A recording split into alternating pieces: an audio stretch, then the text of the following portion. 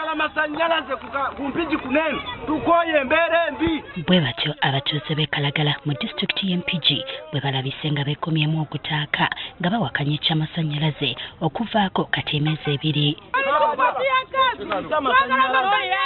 Bano batuuse n'okuziba oluguudo oluva e Kampala okudda e Masaka ne balukumamu n'omuliro. Ebyatandise ng'ebyokusaaga bituusa kaseera ne bitabukira ddala era poliisi olutuuse etandikiddewo okuba omukka ogubalagala mu beekalakaasi okusobola okubagombolola kyokka ng'eringa esiwa ensano ku mazzi.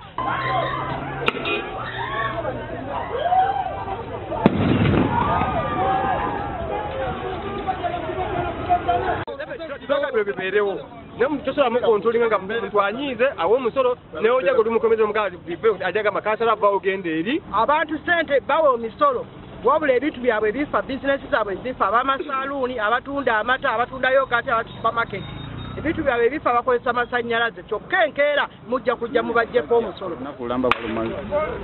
Abatuuze batubuulidde nti kati emyezi 2 nga bali mu kibululu era bizinesi zaabwe zonna zoonoonese ebitagambika kw'ossa n'obumenyi bw'amateeka okwegiriisa mu kitundu ng'ekigotta entula.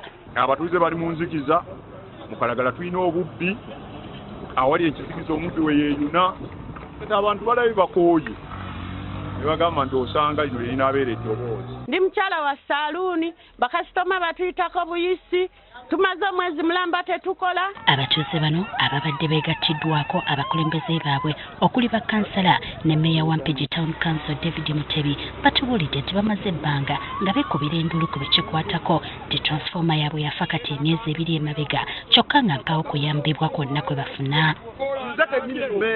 Maze ebbanga era ku ofiisi ngamba abasajja bano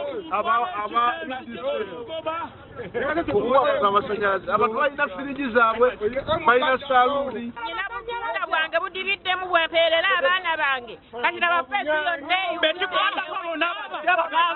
beemulugunya olw'ekitongole ki UEDCL obutakola bulungi mulimu gwakyo kyokka nga baali bakirinamu essuubi. Mwadda musima mu Uganda biki ebyo mututawaanya bakimanya batutawaanya obagata mu gavumenti musaze katutawaanya. Bwe bamanyanga nti transformer ng'eyo eyonoonese wali banguwe baatuukawo ekyennaku baatuukawo ne bagiraba baddayo ne beebaka. Poliisi erabiddwako ng'egezaako okujja ebiti n'ebiyinja ebibadde biteekeddwa mu makubo kyokka nga gy'eva ate abatuuze gye badda ekyongedde okusajjula embeera.